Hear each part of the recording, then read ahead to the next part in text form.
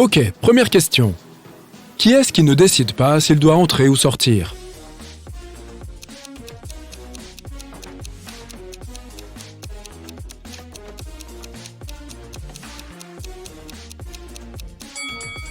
Le prisonnier. Et aujourd'hui, tu vas devenir un super détective et résoudre des énigmes de prisonniers. Prêt? Voici ta première affaire. Regarde attentivement ces 3 maisons. Une personne qui s'est récemment évadée de prison réside dans l'une d'entre elles. À ton avis, dans quelle maison ce fugitif habite-t-il?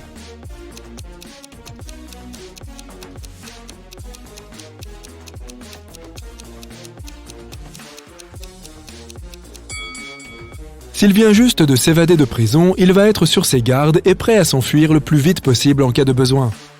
Regarde la façon dont les voitures sont garées. 2 d'entre elles sont garées en direction de la maison, alors que la 3e est garée face à la rue. Si une voiture est garée en direction de la rue, c'est plus simple de s'en aller. C'est probablement la maison du fugitif. Un prisonnier a l'occasion de s'évader de prison. Il a le choix entre 2 portes. Derrière l'une des 2 portes, il y a la liberté. Derrière l'autre porte, il y a de nouveau sa cellule. Il ne sait pas où mène quelle porte. Devant chaque porte, il y a un surveillant. L'un d'eux ne fait que mentir, et l'autre dit toujours la vérité. Mais, encore une fois, il ne sait pas qui est qui. Le prisonnier peut poser une seule question. Quelle question doit-il poser pour être certain de sortir ?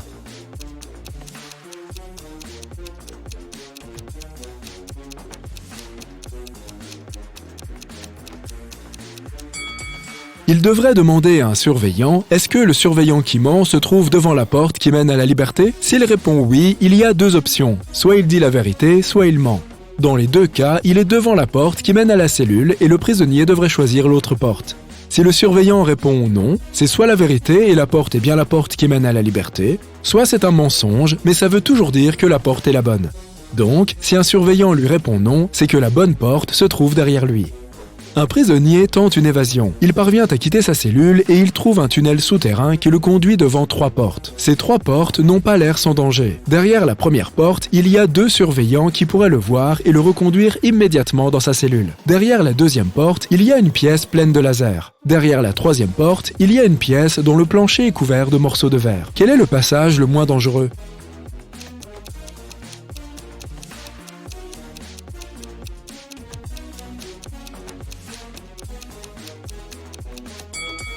Le prisonnier devrait choisir la dernière porte. Le plancher a beau être couvert de morceaux de verre, il porte des chaussures et il ne devrait pas avoir de problème. Un autre prisonnier tente l'évasion. Il est presque libre. Il se retrouve lui aussi devant 3 portes. Derrière la première porte, il y a une meute de chiens colériques et affamés. Derrière la 2e porte, un compte à rebours signale qu'une explosion aura lieu dans 5 minutes. Derrière la 3e porte, il y a un surveillant. Quelle porte le prisonnier devrait-il choisir pour sortir de la prison ?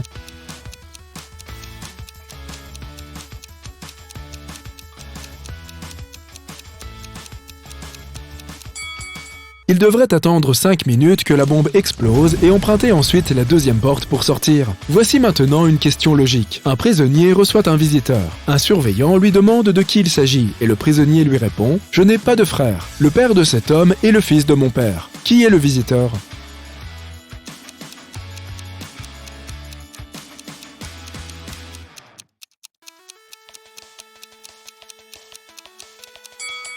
Puisque le prisonnier n'a pas de frère, lorsqu'il dit « le fils de mon père », il parle de lui-même.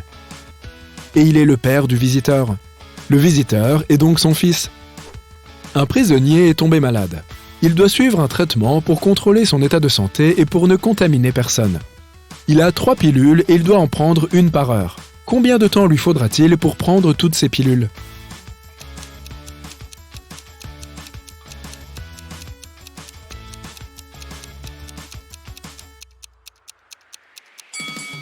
Il ne lui faudra que 2 heures.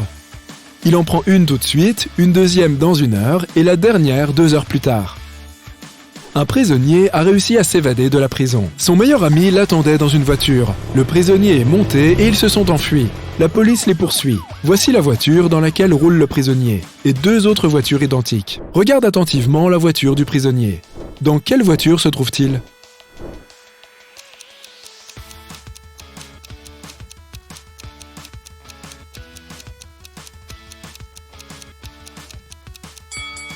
Celle de gauche. Ok, on complique un peu la tâche. Regarde encore une fois la voiture. On accélère un peu. Quelle est la voiture du fugitif?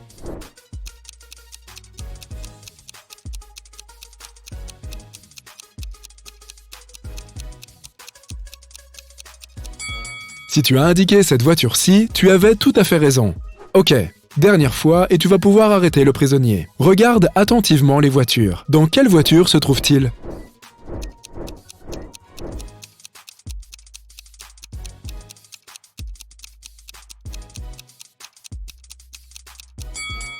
Celle-ci, c'est bien ça.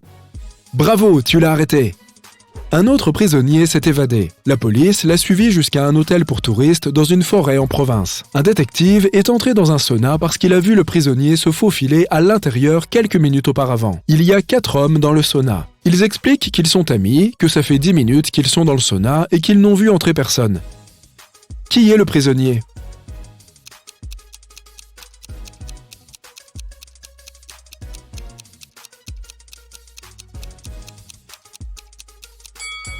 C'est cet homme, regarde. Tout le monde transpire sauf lui. C'est bien probable qu'il vienne de rentrer dans le sauna. Un autre jour, une autre évasion. Cette fois, la police est sûre que le fugitif se cache quelque part dans le zoo qui se trouve juste à côté de la prison. Ils entrent dans le zoo et ils demandent à un employé si, par hasard, il a vu le prisonnier. « Non, monsieur, je vous garantis qu'aucun prisonnier n'est passé par là. » répond l'employé. C'est suspect. Comment peut-il en être si sûr? D'accord, merci pour votre aide. Au passage, pourquoi cet enclos est-il vide? Oh oui, je suis en train de le nettoyer. Les zèbres ont été déplacés pour cette raison. La police arrête cet homme immédiatement. Pourquoi?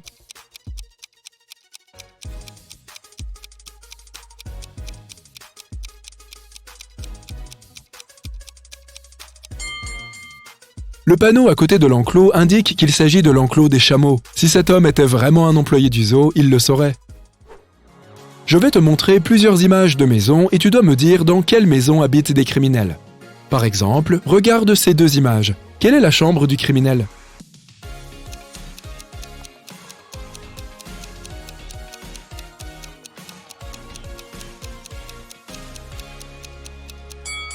Celle-ci, regarde, il y a un masque noir posé sur la chaise. Et ces 2 maisons alors? Est-ce que tu remarques quelque chose de suspect?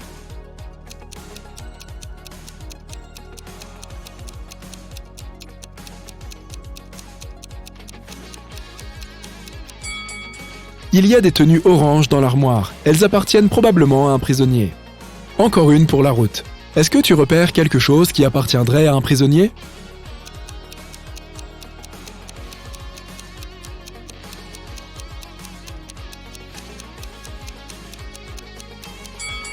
Regarde, il y a un gros sac qui contient de l'argent. C'est bien ici qu'habite le criminel. 4 prisonniers ont l'opportunité d'être libérés plus tôt s'ils résolvent une énigme.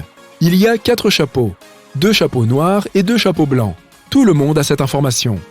Les prisonniers sont placés de cette façon. Le premier prisonnier est tout devant et il ne peut voir personne. Le deuxième prisonnier ne peut voir que le premier. Le troisième prisonnier voit les 2 premiers. Le 4e prisonnier est derrière un mur et il ne peut voir personne. Chaque prisonnier porte un chapeau, mais ils ne savent pas de quelle couleur il est. Ils ne peuvent voir que leurs camarades de la façon indiquée. Le but est de deviner de quelle couleur est leur chapeau. Chacun a droit à une tentative. Si l'un des prisonniers donne la bonne réponse, ils sont libérés tous les 4. Comment peuvent-ils faire?